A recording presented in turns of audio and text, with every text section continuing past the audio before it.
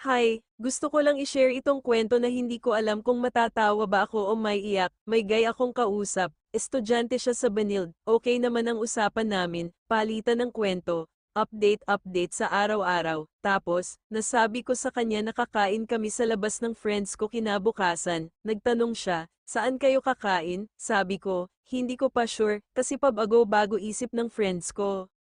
Tapos bigla na lang siyang nag-suggest, try nyo sa Wolfgangs. Halate, as in natahimik talaga ako, parang normal lang sa kanya ang Wolfgangs, na parang yun yung karinderya nila. Alam mo ba yung presyo sa Wolfgangs? Baka pang tuition ko na ang 3 putahe doon, kwek-kwekan nga lang ang pasok sa budget namin. Tapos Wolfgangs pa? Hahaha.